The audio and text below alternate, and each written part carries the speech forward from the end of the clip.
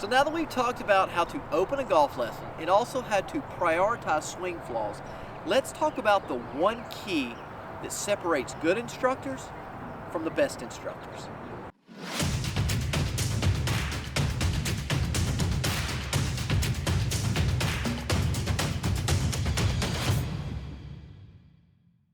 Okay, so before we get started, I want to apologize about prioritizing swing flaws. I was sick, I didn't feel good, the video's terrible, so instead of going back and watching this video, let me give you a quick 10-second recap. Know what the player can physically do, know what the player has time to do, know what the player wants to do. Ultimately, you need to find the swing flaw that the player physically, mentally, and with time constraints have time to fix. Now let's get back to today's video. We're talking about your what, your why, and your how.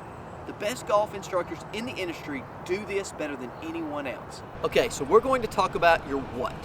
This is what I believe the best instructors in the industry do to separate themselves from good instructors. They articulate to the client what we're going to work on for the day, and they make it crystal clear. Take a look at this clip of me explaining to the player what we're going to work on for the day. Okay, so the first thing I want you to know is what we're going to work on for the day. Before we get started, I want to let you know you have some awesome moving parts in your golf swing.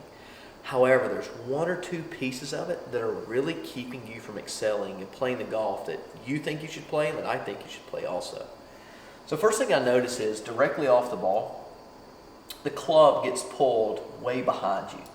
If you can see, this would be your rear end.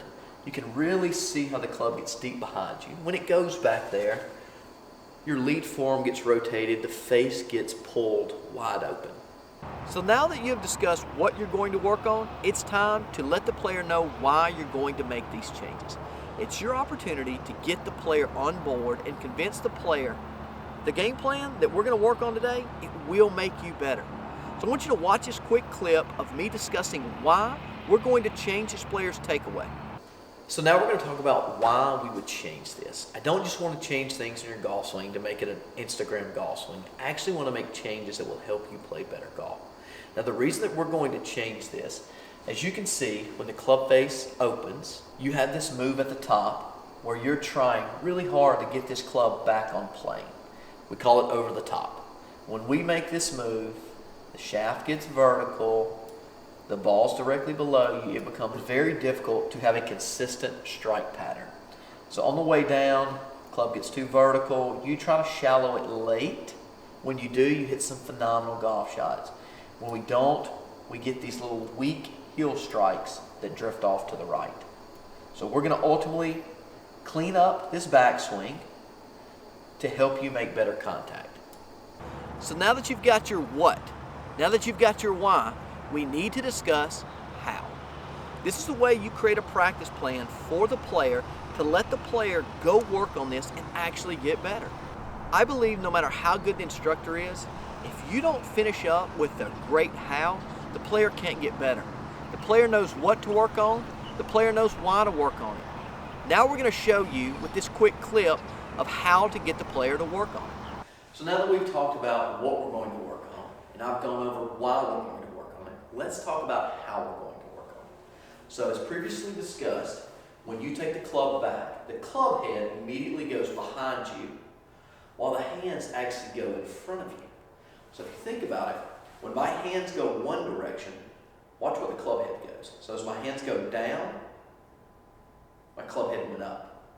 As my hands go forward, my club head goes back. And this is the motion that you're having off the ball. Immediately off the ball, your hands go forward, the club goes inside. Now your over the top move at the top is to make up for this. So as you go up, we're trying to get that club back in a spot where you can leverage the club. So how we're going to work on this? We're going to check when the shaft's parallel to the ground and basically in line with your toes. We're going to make a bunch of golf swings where we start in this spot. So you're going to see, if you just shut your eyes, take the club back, you're going to see that when the shaft is parallel to the ground for you, the club head's behind you, the hands are still in front of you. In a perfect world, what we're going to be looking for is that club basically in line with your hands, parallel to the ground here. So you're going to need to feel like off the ball, your hands move inside which keeps your club head outside. Because remember, they move in opposite directions. My hands go out, my club goes in. My hands come in, my club goes out. So off the ball, hands move closer to you. So what I'm wanting you to do, go here, get it where you want it, take it up, and we're going to hit balls from that spot. So what I would love for you to do is have a 3-to-1 ratio.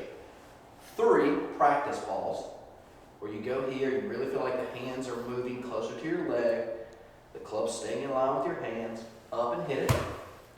We'll hit 3 balls that way, and then we'll hit 3 balls with your full motion.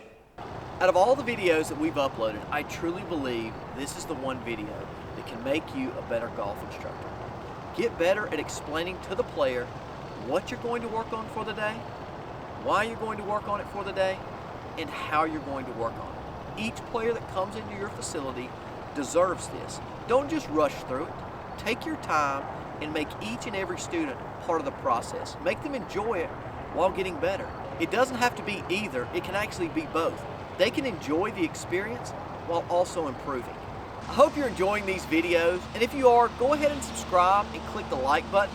The more of the little that we get, the more likely we are between golf lessons to come out and shoot these videos. So now that you know how to open a lesson, how to prioritize swing flaws, you know how to articulate your what, your why, and your how, it's time to close the golf lesson. This is your opportunity to make sure that player comes back and sees you again so that you can make them better. If you want to know how to close a golf lesson, click on this video.